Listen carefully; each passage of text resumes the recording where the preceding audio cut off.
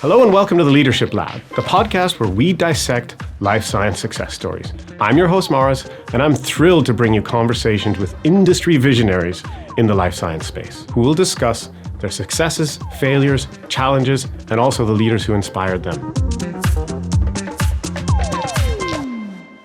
Welcome to the Leadership Lab. My name is Maurice, and today I'm joined by Adrian Hunn. He's the director of Swiss MedTech. Adrian, welcome. Thank you very much, Maurice. I'm happy to be here. Why don't you start out by telling us who you are and what you do? As you mentioned, I'm the director of Swiss MedTech. Swiss MedTech is the association for all the medtech companies here in Switzerland. And as an association, we actually do three things. It's network. So we have events, we have expert groups, actually 16 of them, like from dental to implants to foreign trade, where the companies collaborate together. They're allowed to talk about everything except prices, etc. And of course, we have events. For example, the Swiss MedTech Day is the biggest MedTech event in Switzerland, usually over 800 participants. And the second thing beside network is actually knowledge. Mm-hmm. So we give a lot of knowledge to our companies. Sometimes it's a simple email question about the regulatory aspect of certain things. Or, like as you can imagine at the moment, tariffs are a big topic. So we're educating the companies how to deal with that and how to mitigate the risk of that. And the third thing is actually impact. And impact is just a nice word for political lobbying. And we do that here in Switzerland, but also, of course, in Brussels. Okay. Yeah, I do want to get in the tariffs. I just saw the pharma ones from yesterday, 100%. Yes. That's going to be interesting, see how that one plays out. But before we get into all those topics, I want to talk a little bit about you. I mean, this is the Leadership Lab, and what we like to talk about is kind of your career, how it developed. I mean, you've been a CEO. You started out at one of the coolest marketing companies in the world, I think. I mean, a lot of people would agree with that. But just sort of how you end up coming from school and making the decisions you made to get you where you are today. But I usually like to start kind of at the beginning. So where were you actually born? I was born and raised here in Switzerland, close to Zurich in Canton Aargau. Okay. It's a small village next to Bruck. Which one is it? It's called Riniken. I've actually heard of Riniken. I don't think I've ever been there. Bruck I've been, but okay. And as a kid, is that where you grew up? You stayed there, or you moved Exactly. around? I was growing up there. Like my parents still live in the house in Riniken, so I have all the childhood memories there when I go back. And yes, that's where I grew up. That's where I also went to primary school the first 5 years of my life. Okay. And then, I explored always a little bit bigger cities. Then I went to Bruck, and then I went to Aarau for the Kantonsschule, the gymnasium. And then afterwards I studied in Fribourg, in the French part of Switzerland, or in the bilingual part of Switzerland. Okay. And what were you like as a kid? I was huge into soccer, football. That's what I love to play. Like every 3 minutes we were playing. Even in the break during school, we were only playing football outside. That was the big thing. Okay. And you played, obviously, I guess, on a team as well. Yes, I played on a team as well, a little bit later, but I did that. Honestly, I spent a lot of time outside. It's playing soccer. I was also swimming, playing basketball, volleyball. It was a sport. It was actually you're a pretty tall thing. Guy. Yeah. I mean, you're pretty big, so I guess volleyball and basketball made a lot of sense. Yeah. But that was, was there one that you finally gravitated towards complete dedication, or was it always kind of a passive energy burning type of thing for you? It was for a lot of time, it's passive energy. I would say, the closer I got to 20 years old, the more I spent into volleyball. That was the thing, I played it also, not professionally, but, in a league, etc. So that's what I love to do. And it was actually quite nice because we were in a club and they had issues actually to recruiting trainers. So we had no trainers, so we were as a team completely self-organized. Okay. So every training somebody else had to organize and prepare, etc. And we were really kind of a bonded group together and traveled throughout Switzerland and played volleyball. Yeah, I mean, what do you think about that? I mean, because you've held a lot of positions in organizations where, sometimes leadership I can't speak for yours, but sometimes leadership is not strong. Did you take anything from the sports bit? I mean, in terms of your career later on? like the obvious thing and what everybody would say, but I think it's actually true. It's teamwork. As you can see, I was always playing team sports, football, soccer, volleyball. So you have to interact as a team, and I think that helped me also later on. Not only, let's say, in my professional career in the private sector, but also in the military service. I was also becoming an officer. I was also becoming an officer in the military service, and that also, that shaped a little bit. You can imagine you're 20 years old and you have to lead 40 people there in the military service, and the last thing they want to be is in the military service, and the last thing they want to do is actually what you tell them to do. But nevertheless, you have to achieve your goals and you have to fulfill your mission. And that actually helped a lot, in terms of culture, team spirit, motivation, working together. I think that comes from maybe originally from sport. I mean, look, I didn't grow up here. And by the time I became Swiss, I was already past the age of 34.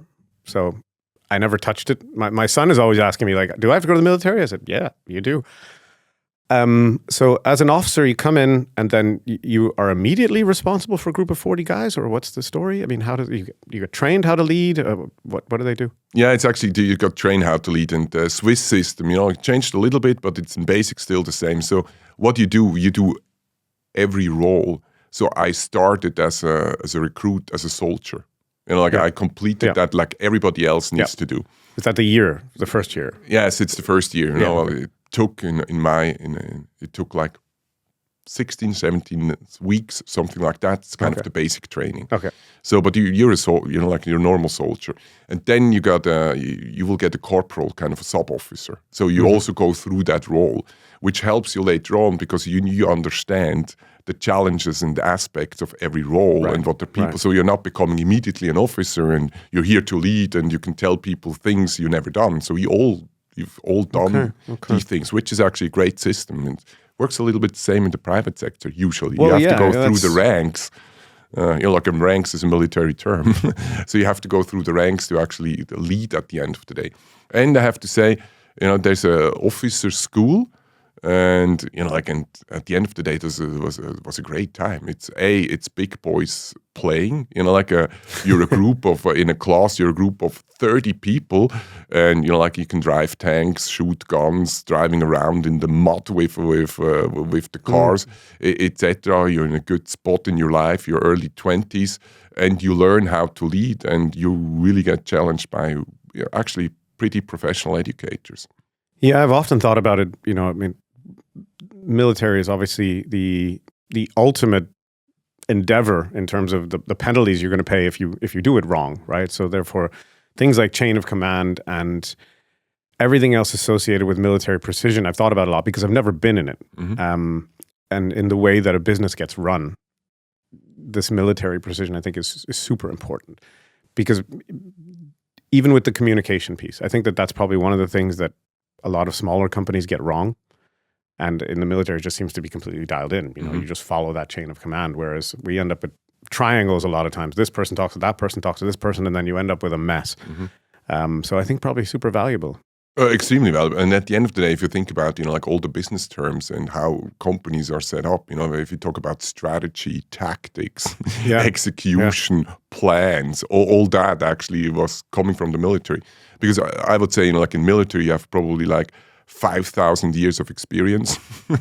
And in the corporate business world, probably 200, 250 years of experience. But most of the things were actually founded in the military. So after the military, you had studies. Yep. What did you study? I studied media communication and history. Okay. Why? There's the thing was I was always interested in history. So that's the thing I want to, I'm really interested. I was already really good at school and I was reading books. I'm still reading a lot of history books. So if you play a game with me and there's a category history, you have a hard time to beat me. That's also what my wife tells me. Okay. So I wanted to study that. But at that time, and I think it's still the same, is if you look at the unemployment rate of graduated students, I think history is number one. So it was not really offering a promising career. So, and they were you chose to do it anyway. Yeah, but also as a side study. Okay. That was the combination. So after more or less 2 or 3 years in the military service, where I was barely home, I looked where I had the possibility to study far away from home, so that I could not live at home anymore. So I have a good reason to leave. And there was this new study in Fribourg, which you can choose history as a side study, kind of a second grade. And that's the reason why I went there, and to learn French. Right. Okay. And so your motivation was, when we were talking about your studies, was to get out of the house, yes, and study history, which guarantee you not to get a job, let's say. Exactly. And then there's the media communication piece. I mean, that's obviously important. I never really understood it when I was studying. I had friends who studied it, and I never understood exactly. What do you study in media? You get a lot of social theory and social history, and then communications theory, which is actually pretty good because a lot of the things you do is actually communicating. Yeah. And the study was new design, so it was well open. So you had your basic study, and your basic study included, statistic, logic, all that kind of stuff. Okay. And then the last 2 years of, today it would be the master's, the master study. At that time, it wasn't called like that. You're completely free to choose anything from every faculty you want to. And of course, these 2 years I really focused on business. I did all the marketing, strategic management, finance, etc. So that's where I got, the basic stuff for my later career was from this business courses. So military coupled with the studies. And I mean, again, history, you learn the lessons of past mistakes, I suppose, and not to make them again. Where did you go from there? During the studies, I started to work for Red Bull. And I was always, two things I'm interested was marketing and history, all the advertising and marketing. So, and I still think there's no better marketing company in the world than Red Bull.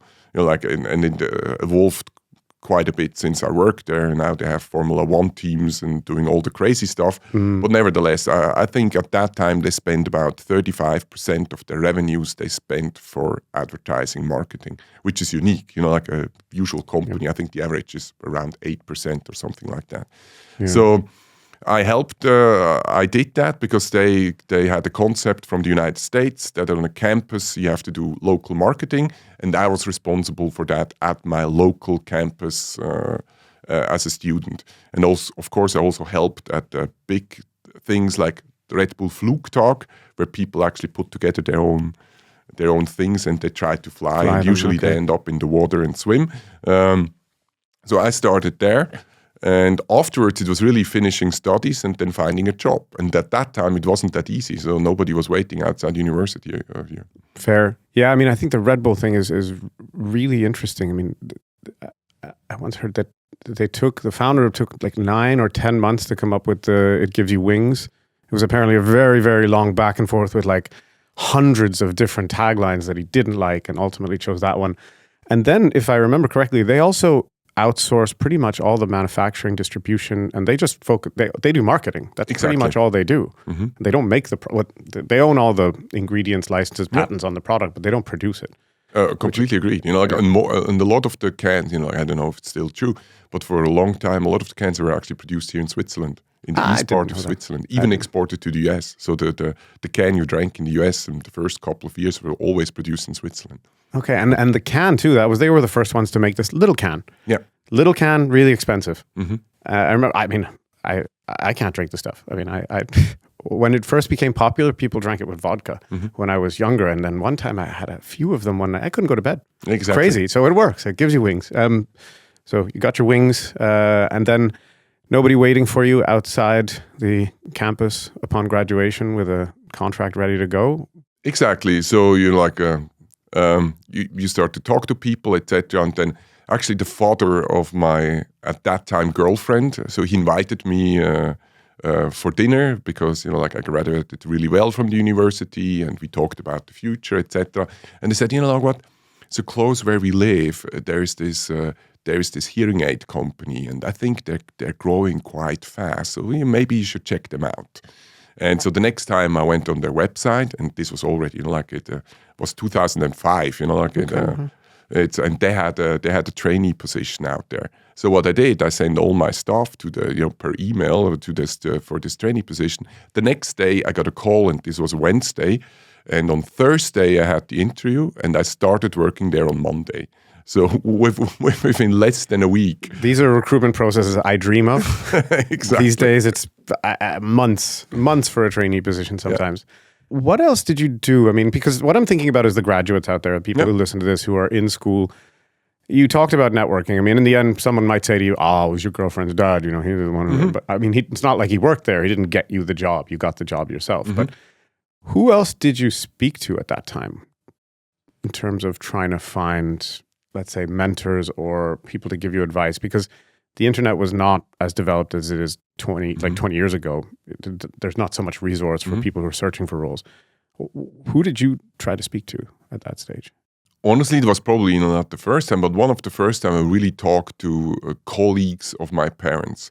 Like what they do and what they like about their job, and and this serves actually, and today it's the same. This serves actually two purposes. Like A, they know that you're looking for a job or an entry position, and B, you actually learn what they actually do in their job. And if they like it or not, and that gave me at a certain point that gave me a choice, because I was also in Credit Suisse at that time. They had the in-house consulting company. So because they wanted to get rid of spending all their money for the McKinseys and Boston consulting groups, etc. So they were was already built up an in-house consulting. And I was there in the recruiting process. And as you mentioned, this recruiting process was not done within less than a week. I had several steps, etc. And at the end of the day, I was also offered a position then, there. And I was already working at the hearing aid company as a trainee. Okay. So then I had to do an active decision, go I do in the direction of consulting banking or stay here in a marketing environment for a hearing aid company. And then I decided to stay there because that was a great environment. You can, when I joined the company, they were making about 250 million in revenue.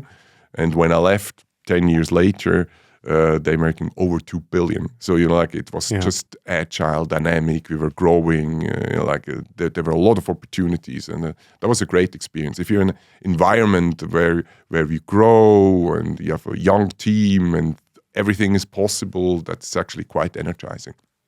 Yeah, speak to that for a minute, because I can imagine a lot of kids would say, Credit Suisse. Like, it's the big brand. It's, I know that they do every year. They rank the companies in Switzerland with the graduates and what's the most popular, where people want to go work. They're usually, they used to be right up there. A lot of people would have just said, okay, banking, consulting, that's cool. That's like my path to wealth and recognition, versus Sonova, which I think was it ETH spinoff originally, Sonova? No, it's actually it was founded from a Swiss guy, and then actually his sons make it big. Really? Okay, I always thought it was okay. Anyway, I mean, it was, let's say, a lesser known brand, and you're a guy who was in marketing previously in a company like Red Bull. What was your pro and con list? I would say it's if I would have been offered both jobs without working there, I would probably have chosen Credit Suisse because of the brand. It's banking, it's consulting. That's where you earn big bucks. Everything, you know that, etc. But because the recruiting process was really fast, and I was already there 2 or 3 months until I got actually the position offered. At Credit Suisse in-house consulting, I already was working with the people, etc., and experienced that. And for me, I was so pumped every day to go to work, and I didn't want to jeopardize that. I would say, at the end of the day, it was an experience of being there and actually working with the people and working with the product. Yeah, so I'm put a pin in that for all my clients out there who really delay their recruitment process. You're going to miss out on guys like this. I mean, it's quick is good. Quick is good. All right. So Sonova, what was your first role there? My first role was more or less kind of supporting the marketing department. You know, all the things nobody wanted to do, they wanted to give to a trainee. Like what would it have been then? Like it's like product brochures, like coordinating with agencies, like writing first drafts of slogans, all of that. So typical help out. ChatGPT stuff. Yeah, ChatGPT, exactly. These days, that didn't exist at that time. Of course. Even translating was a huge thing. And honestly, I did that, and I reported to more or less the entire department, not a real boss. But I had actually a woman, and she supported me quite well, etc. And at some point, after 2 weeks there, I said, what? I'm a little bit bored. I can actually do more stuff than you give me. And like the next day, I was sitting in a meeting with the CEO of the company, and it's about a new sponsoring strategy. They were heavily invested in cycling at that time because the chairman was huge in cycling. It was Andy Ries, unfortunately passed away. But they want to do something closer to hearing. So I'm sitting in that meeting, like everybody is quite senior in that meeting. So the CEO comes to me and said, "Who are you?" So great spot. And so, I'm the trainee in the marketing department. I said, "Okay, I hope you can contribute something to the meeting." I said, "Okay, thank you." Put me under pressure. And that was actually when I started to be involved in that project. And actually, so my time as a trainee was pretty much over, and I was full-time in this new sponsoring project, which was called Hear the World. And we started to work with musicians, etc. The goal was to raise the awareness about the importance of hearing. Okay. So, I mean, that's the one thing that I remember I worked for the city when I was younger. Mm-hmm. I basically was responsible for a park where I had to cut the grass and clean the toilets and whatever, and it was unionized. And I remember they always said, like, never ask for more work. Mm-hmm. Just go as slow as you can. And I know that that's of course different than corporate environments, but that was the thing. Like, never go to your boss and say, "I'm bored, I need more to do," because you're just going to get it piled upon you. But you did exactly that, and you ended up in the CEO's office or in a meeting with the CEO the next day. Okay, so you'd recommend it? Yeah, I would recommend it, and it's it's all. I always tell people my goal in every position I am is actually make myself redundant. Like organize the organization and your team that they're actually doing your job, and not because I'm lazy, but that gives you freedom to start new things, take over more responsibility, etc. I think there are two different approaches. Either you're afraid to lose your job and you make yourself really important and I'm really busy with doing my job. Or the second approach is, make yourself completely redundant so you're open for new responsibilities and possibilities, even if you have to create them yourself with ideas, etc. So we were just talking about that off camera really briefly because I didn't realize you were a trainee at the time you did Hear the World. Mm-hmm. And so you got to hang out with some pretty big names. Oh yeah, that's like total coincidence. It's so we started with two musicians. One was Plácido Domingo, and the second one was the Vienna Philharmonics. Both from the classical music, which I think it's like for the hearing aid company, target group is older people. That was the goal. Right. So and then we thought, we need to have a famous photographer to actually make pictures of them, and there was this Stern photography special edition about Bryan Adams, who is not also a musician from Canada, but also Pride and Joy, exactly. Summer of '69, Summer of '69, but also a really famous photographer. He made campaigns for Guess, etc. So, and at the end of the day, we were Googling, and we found an email address. I will not spell the email address out, but it seems like an email address from an agent or an office, etc. So at the end of the day, we were writing to that, and at 2 a.m. we got a response from him personally. Wow.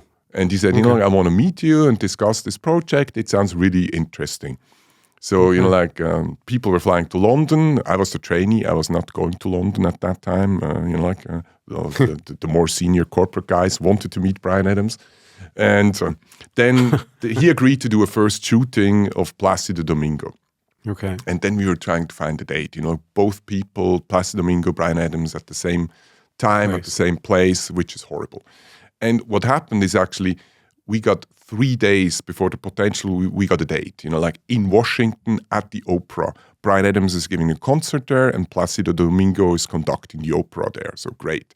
And that was exactly when the biggest trade show for the hearing industry was going on. Okay. So all the big shots at the company, the seniors, they had to be at the trade show because that's the business. Yeah. So I ended up as a trainee to be responsible for that photo shoot and flying to Washington to make that happen. Okay, wow. Yeah, well, I mean, a lot of responsibility really early. How did you, I mean, you were with Sonova 10 years, you said? Yeah. Yeah. So how did it progress over the course of 10 years from trainee to, I mean, you just took opportunities or did the company give them to you? I mean, I had a really interesting conversation on one of our previous episodes about kind of career creation. You know, that was what you kind of did. You went in and said, you know what, I don't have enough to do. Give me something else. You know, that's basically putting your hand up and saying, I'm ready to do more. How did you craft or design the rest of your time there? Or was that just kind of, they kept saying, oh, here's a problem, there's a problem, we need you to go there and fix this. How did it go on from there? So now looking back, it would be great to tell you, like, oh, I designed my entire career path, etc., and I knew exactly in 5 years from now what I wanted to do, but that's not true. It was actually there. I was having fun working, you know, like, and creating stuff, shaping stuff. And also I have to say, you know, like, it really depends on the people.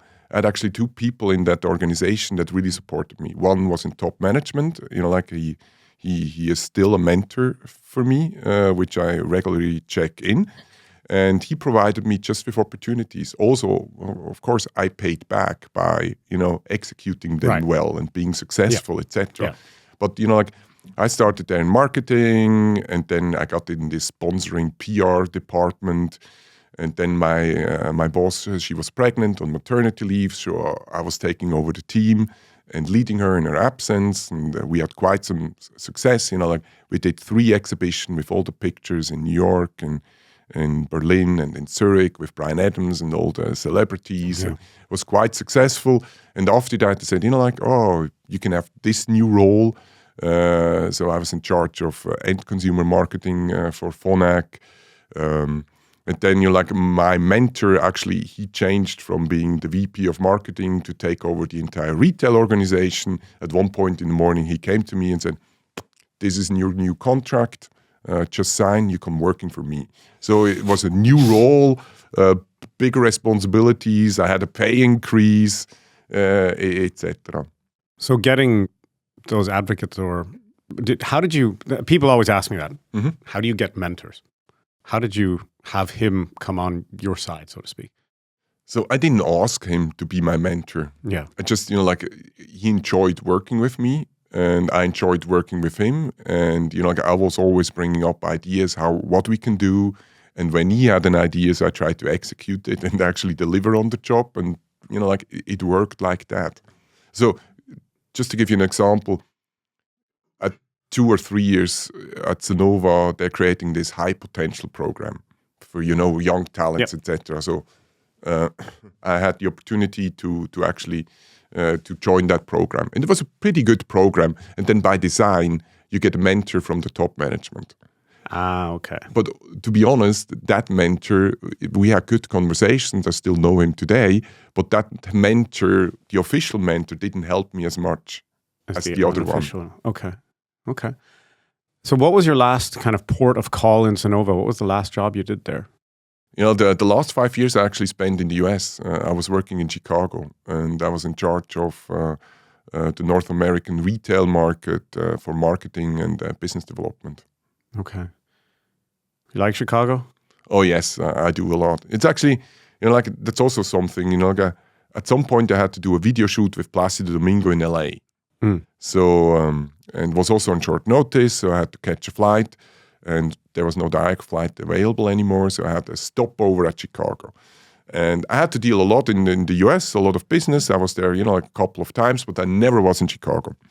So I had this layover, and we were landing, you know, like, in the evening, flying over Lake Michigan. The sun was going down, and the skyline was beautiful in the sunset, etc. So I landed there, and I decided, you know what? I would like to work here and live here in Chicago. I will make that happen. And, you know, like, funny enough, actually, most of Sonova's US operation are actually based close to Chicago. And 12 months later, I was traveling to Chicago and took my first job in the US. Wow, okay. And 5 years you were there. Yeah. You then left at that stage? Yes. Sonova? Okay. Like it's kind of, we were 5 years coming to the 6th years in Chicago. And then, our first daughter was born in the US. Okay. So you would like to be a little bit closer to family. The second thing was also a little bit financial. During 5 years, you can choose where you pay your social security, like in Switzerland or in the US. Yeah. And I can tell you the Swiss system is a little bit better than the US system. So this would have changed. And then also we were living downtown Chicago, enjoyed the lifestyle. But with a kid, it's in terms of schools and all of that, so it's not the best thing. So we thought about what we're going to do next. And I have to say my mentor, he got a job as a CEO at another company, a big company, and he called me about 5 or 6 times and offered me different kinds of jobs. And I think the 5th time, the opportunity was good and the time was right, going back. So we moved back to Switzerland. Okay, and then you took a job at that company. Yes. So what was your role there? I was a managing director of a division, mainly responsible for all the international sales and marketing of that division. Okay, and what kind of company was it? The company was Franke. Okay. So they do, like kitchens, bathroom, coffee machines, all of that. I know them for coffee machines. Yeah, okay, exactly. Yeah, I was in the division of, kitchen and bath faucets, luxury kitchen and bath faucets, which I have to say, I love the products, also the product development process. You work with designers to create beautiful stuff. You go to beautiful trade shows, Salon di Mobili in Milano. It's a beautiful world. Yeah, I know. It's expensive too. I mean, I didn't know a faucet could cost so much money. Yes. And when we renovated our bathrooms about 4 years ago, I was fairly taken aback. No. The difference between bronze and steel is... Steel, exactly. And then color and functionality and... We did it. It's there. I love it. Every time I take a shower, I'm like, wow, this is really beautiful. But I was shocked. Yeah. Okay. You ultimately became a CEO. Yes. Something I would like to mention also, for this podcast is I underestimated the value of culture for a company. So when I joined Franke, I love the product, I love the people, but this was a different kind of vibe. It's not a MedTech company; it's an old, traditional, industrial company, and there's a completely different culture. And I was, because I joined Sonova and that I was flying through these 10 years, and enjoying every bit of it, so I was quite shocked, how big the influence of culture is. So at some point I decided I want to go back to MedTech. What do you think creates it? I think it comes usually from the top, and I think also from the history and legacy. I mean, because a lot of the MedTech companies are a little bit younger, like Franke exists since decades, doing stuff and doing the old traditional stuff in factories, I think it comes from there. But also then owners and top management have a big influence, and the kind of people you hire, Absolutely. So that's crucial. So what I did, I wanted to shift my focus, and during that time I actually started and finished my executive MBA at IMD. And there's a leadership stream at IMD, at the executive MBA. And a lot of people actually were choosing this MBA for that. And I didn't care a lot. And I thought, leadership stream, so you have a couple of people, coaches telling you what to do, I know the stuff. But, that was actually not true at all. It was quite transformative. And I was really assigned to the head coach of the program, which probably coincidence. And actually, she was very blunt with me, and she also helped my decision. My decision. She told me, your next step should actually be taking over general responsibility, but in a smaller organization. Because Sonova was at the end of the day over 2 billion. Franke had over 2 billion in revenue. So not huge corporations, but sizable corporations. So I was actually looking for a role in MedTech and taking over general management. Okay. And ultimately, where did you end up before Swiss MedTech? That was a company, developing, producing, and distributing dental implants. And, like, it's again, like I was on skiing vacation and, like, and I was getting up every day at 5 a.m. to write on my EMBA stuff. And then on LinkedIn, I saw a friend of mine, but back from school, like when I was like 13 years old, he posted a position at the MedTech company, like taking over CEO role of an SME in the dental area, etc. And I thought, like, I'm here with my family. I'm doing all this work for the MBA. I don't have time to write an application. So I was coming back. I thought I will do it back on Monday evening, and then on Monday evening, I wanted to look up the ad. The ad was already gone. Yeah. So, like, I went through my phone, and I don't know why, but I had his number. So I From school? From school. Okay. Maybe I met him at some point, and then we exchanged numbers. And so I called him, and he said, "Oh yeah, we had over like 250 applicants, applicants in a short time amount. So, but you know what? Send me your CV." So, and literally on Monday evening, I was writing my letter. The CV I only had in English, and the job ad was in German. So the letter was in German, the CV in English. Like you would scratch your head if you would see it, probably. So, but like this started the whole conversation, and I ended up having the role. So you beat 250 other people. Yeah, that's pretty good. Okay, how long were you there for? I was there for 5 years. Okay, and were you given a specific mandate when you joined? Was it Yes, like the mandate was pretty clear. It's it was a typical kind of startup, which like in the scaling phase. So they did all the fun stuff, don't get me wrong, but did all the fun stuff, product development, building up a company, etc. And now it's like, your job is actually to sell that stuff. Right. And, the owner at that point was close to 70 years old, owner, majority shareholder. There was also some private equity invested, and some of the shareholders were over 80. And, the mandate was actually exit. Get us some money. Get us some money, sell the company. But for that, you have to showcase actually growth. And so we started that, and we were actually quite successful because I was really pumped from IMD, like I did all this strategy analysis and presented to the board, and somehow it worked out actually. The strategy we put together, it really worked. We won a couple of key clients, like other implant companies, to sell our products, and it was really going well. And then, like COVID came.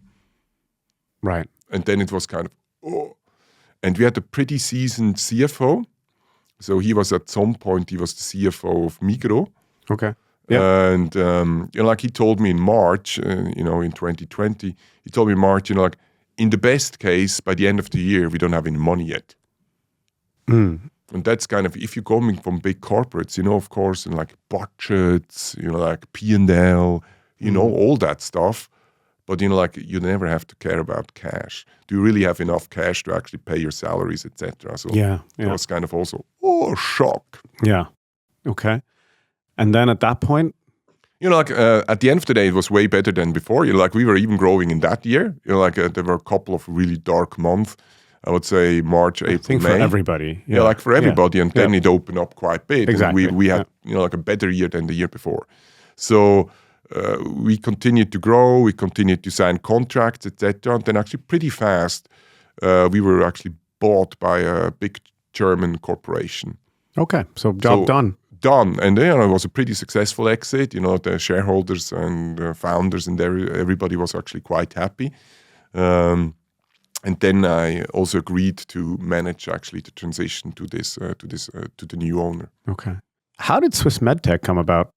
I managed the transition, and then they even wanted to have me for a bigger role in the big corporation to take over the dental stuff, etc. And I was thinking, and and what I enjoyed was really kind of working with a small team, being agile, dynamic, etc. And now you're being part of a bigger corporation. Yeah. I probably shouldn't say that, but there's still a difference, even like from a Swiss big corporation to a German big absolutely. corporation, also culture-wise. And I decided not to do so. I left the company and I was looking for new opportunities, but quite laid back, enjoying some time with the family. Nice. Our third kid was born, and then I got a call, from an executive search company regarding that role, and I thought, you know what, I'm working for an association. I'm having a lot of energy and I'm really happy in the private sector, etc. And they say, listen to them, etc. And I say, okay, I will agree to the first interview. And funny enough was because I was looking for new opportunities and exploring the market a little bit, I had identified a couple of key persons I wanted to speak. Yeah. And one of them was Gilbert Achermann. At that time, he was the chairman of Straumann, the dental implants company. Yep. So I contacted him, and then I had an appointment with him to drink a coffee, etc. So the first things he tells me during we drink a coffee is, oh, by the way, we reviewed your documents this morning. I can already tell you're in the first round for the director of Swiss MedTech. And I said, what? And I'm sitting on the board of Swiss MedTech as well. To be fair, I didn't do my homework, but I didn't know that. Okay. I knew about every other position kind of in the private sector he held, but I didn't know that he was also involved in Swiss MedTech. Okay. What is the purpose of Swiss MedTech? I mean, you mentioned these three goals in the beginning, but in terms of developing Switzerland as a hub, I mean, it already is. Mm-hmm. But what active initiatives does Swiss MedTech do in order to strengthen and further Switzerland as a hub for MedTech development? Yeah, I will try to summarize that. Again, when I came, we reviewed the strategy and put together strategy. To put it simple, everything we do needs to serve two purposes. Number one is actually improving framework conditions for Swiss companies. It's regulatory, less regulatory burden. Okay. Attractive taxes. That's the lobbying piece. Tax, lobbying, and working behind the background. And one of the initiatives, which is actually coming from Swiss MedTech, that, for example, in Switzerland, that FDA-certified products, from the American authority, are also accepted here in Switzerland. So this was a parliamentary motion, and it was accepted, and the Federal Council agreed to it. And this will put us in a prime spot. Switzerland will be the only market and country in the world that accepts European certified products and US certified products. And because European certification was getting harder the last couple of years, because they changed completely the certification process. For everything? Yeah. So that means if you're a company with an FDA certified product, either you're an American company, Australian company, Indian company, Chinese company, but you sell in the US, at some point you would like to sell in the second biggest medtech market in the world, which is Europe. So what better place to actually have your European headquarters in a market where you already can start to sell your products, get the feedback, work with the opinion leaders, etc. And besides that, we can play all the advantages Switzerland anyhow has: tax, qualified labor, like being central in Europe. What about qualified labor? I mean, I had Dr. Daniel J. Müller on. Mm-hmm. He was on really early. He's an ETH professor, but also multiple spin-offs, companies and whatnot that he works with. He was talking about a bit of an education gap, as in people have a lot of knowledge coming out of school, but to actually go and work for a company is a very, very different thing, and trying to bridge that gap. Switzerland has got engineering as a history as one of the strengths of this country. Is there anything that is actively happening right now to bridge a gap or to create more knowledge or education in the medtech space? Yes, I think if you look at that, you can actually have two routes to become an engineer. Either you go to ETH, and we need definitely those. It's one of the best schools in the world. I think it's completely underestimated in Switzerland what the value of the EPFL and ETH is. And the second thing is actually people, with the dual education system, going through, learning to be a polymechanic, afterwards going to engineering school. And these people also provide a lot of value with the right experience for working in the companies because they already did it.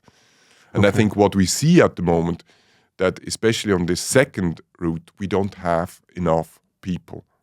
Because, when I go to the companies, they tell me, we wanted to hire a second apprentice. But, as a polymechanic, you need to calculate, And because more young people going through the academic route, like less are actually doing polymechanic. And if they become an apprentice, they want to be the apprentice at UBS or Swiss Re or the government. Or Okay. So you think, I mean, there's a gap in the market, let's say, for young people. Yes. I mean, because we see that with young a lot of qualified people. Okay, so people who've gone through this 3-year apprenticeship who then can go and work directly at the age of 19, 20 Yes. in one of these medical device companies. Exactly, and then become an engineer later on. Okay, yeah. Well, listen up, folks. I mean, it's a conversation we've had with quite a few younger people, is that academia is interesting, of course, but when you're just doing all the theory and you're coming out and you got to work with a product hands-on, it's a very, very different story. Exactly. And the second thing, I think, from the students from the technical schools, especially ETH and APFL, they have to start early on working in companies, doing traineeships, like doing the master thesis together with a company on a real and practical product, because I think that helps. Yeah. Because what we also see in a lot of the spin-offs from the ETH, that's great. They're completely full in innovation and product development, and we need that. Yeah. But especially in MedTech, if you have no clue how you're going to certify the products or who is going to pay for the product. Right, yep. You don't have a business plan. Reimbursement, please, yeah.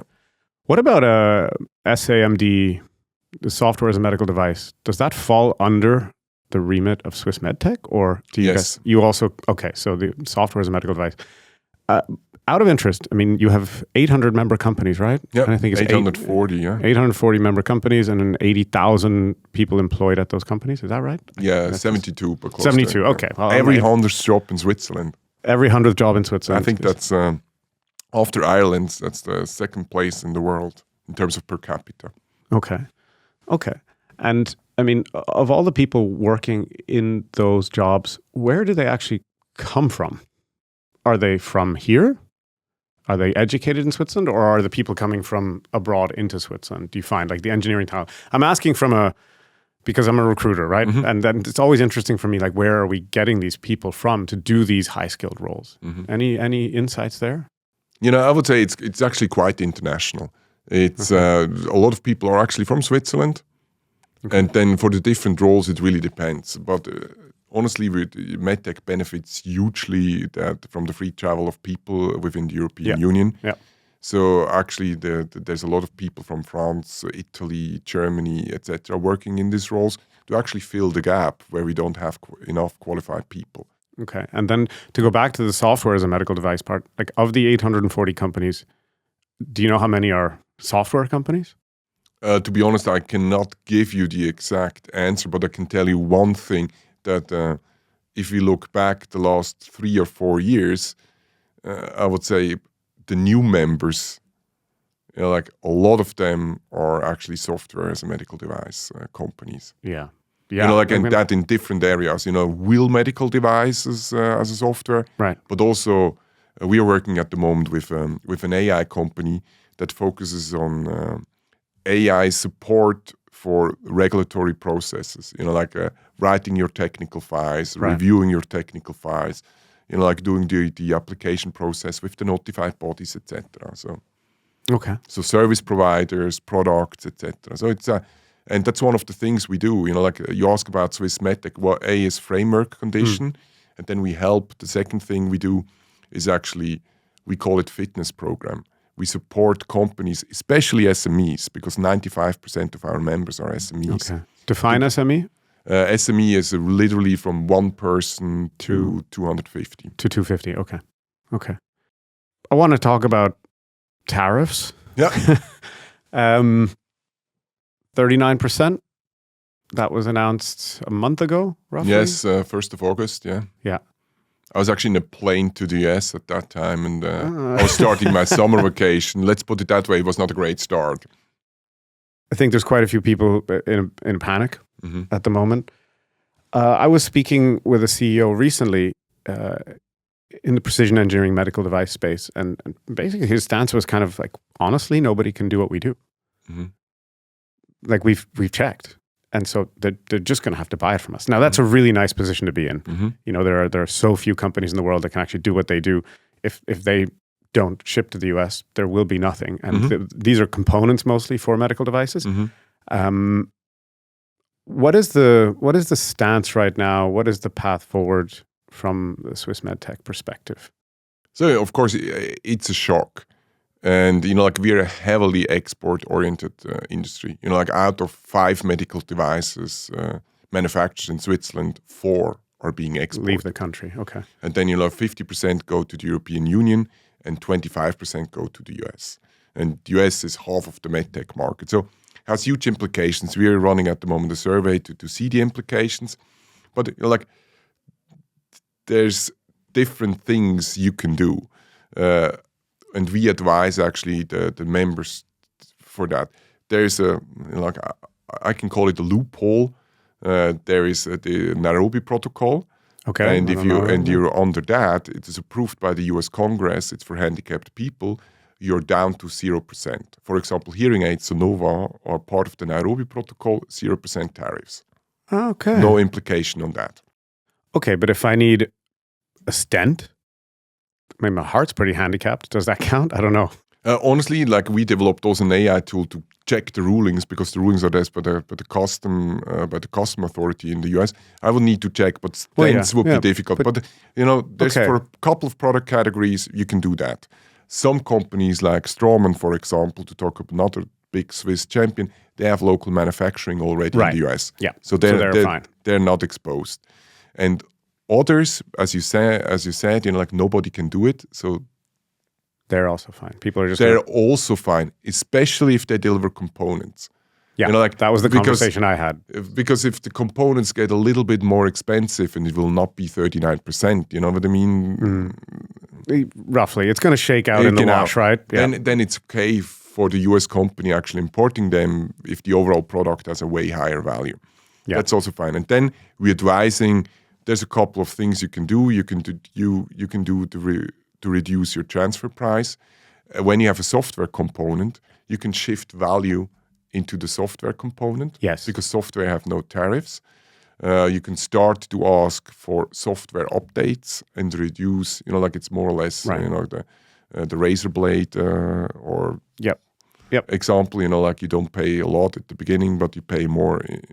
So we're advising companies on that. But I have to, you know, like it was just announced that there will be 232 review of medtech products. That was announced yesterday. So it's the same as for pharmaceuticals.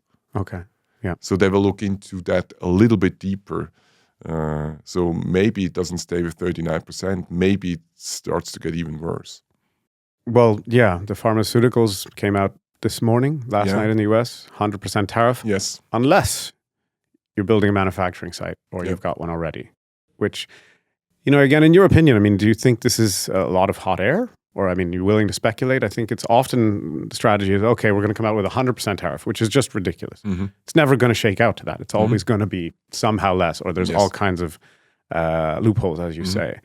I mean, how do you think that this proceeds over the course of the next 6 to 12 months? In reality, will we see the 39% for some companies? I mean, is that yes, you know, like the thing is, at the moment we have to deal with the 39%. And I'll tell all the companies to plan with that. Yeah. Of course, you know, like we're in very close collaboration with the government and also with the Federal Council. What's going on? They're negotiating.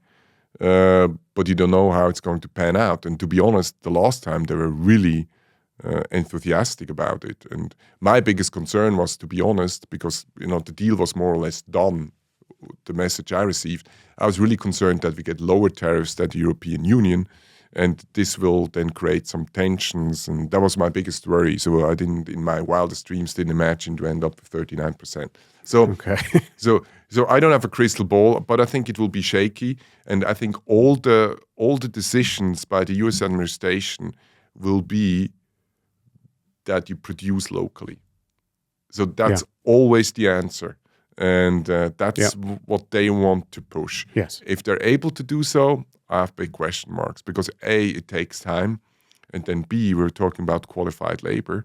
And that's a huge issue. You know, like, yes. I can tell you, while I was living in Chicago, I had a lot of American friends, but also some expat friends. And there was a group of Germans, and they were running some, metal fabrication company there. And they said, we're trying since 10 years to get to the same productivity level as in Germany, but we're not able to. Yeah. With the US workforce. That's the reason why they send 15 German people to do that, but that they were not able to. Yeah. Yeah. I mean, I heard the same. Well, Samsung, I believe, tried to go into the US and produce at the same level. They couldn't do it. And there was another medical device company I spoke to who said that in the end, the number of scraps, I don't know the technical term, it's a scrap, like you can't use it. It fails quality control. They said the costs were so much lower to produce, but actually in the end, they spent the same to achieve the same number of actual finished products that could pass a quality check. So, I mean, look, hey, I hope the US, I mean, and now there's a lot of removal of people. So, I mean, it'll be, it's an interesting time, but I think it's a lot of stress for a lot of people. So let's hope it shakes out for the best with Switzerland. Anything else on Swiss MedTech you'd like to discuss at all? What we are really, you mentioned it before, it's actually, why is MedTech so big in Switzerland? It goes back to the roots of precision mechanics, from the watch industry. Yeah. And you had this huge combination of great medical faculties here in Switzerland, and professors who invented something and wanted to do it. And then actually they found a company, in their neighborhood from the watch industry of precision mechanics who actually can do it. Yes. And that was a big starting point, and that's the reason why MedTech is so big in Switzerland. And we have to make sure, and I see it also as our job of Swiss MedTech, that this stays that way. Because it's, if you look at the economy, the medtech industry in Switzerland, despite headwinds from the European Union and now the US, etc., we're still able to grow over 6% per year. And we add 3% jobs per year. So, and if you look at the Swiss GDP, that's not 6%. So that means, medtech is becoming more important, every day for the Swiss economy, and a lot of other markets, actually, or countries, identified that. They're doing active politics to have life sciences, because that gives you an industrial base that could be used for other things. That gives you a network that also is supply in times of crisis. One of our members is the B. Braun. That's a German family company. Yep. They have 2 huge productions here in Switzerland. And guess what? They're producing the sterilization kits and liquids for the entire world in Switzerland. Yeah. And, in COVID, that was in high demand. Yeah. And because you have it here in Switzerland, you have access to that. And what they also did with their other production facility, they did the vaccines. Yeah. And we were able to do that here inside Switzerland. And of course, Swiss people benefited from that. Of course, they were able to do more, so we can also export, which is great.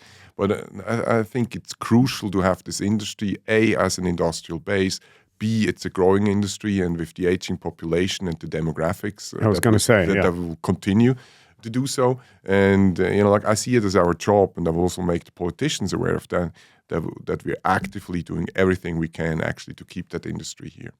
No, look, I mean, I'm not getting younger. I need them to make those advances so I can be, still doing my sports when I'm in my 70s and 80s. So, let's hope it keeps moving forward like that. Adrian, before we wrap up, we have a kind of closing tradition. It's called the Mentorship Minute. Yep.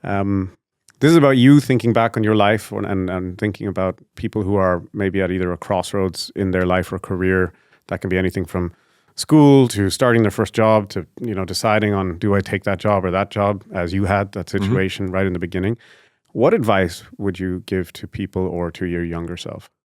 I will give the advice, you have to have a goal. I always knew that I wanted to become like a CEO or in general management or in charge. That was the goal.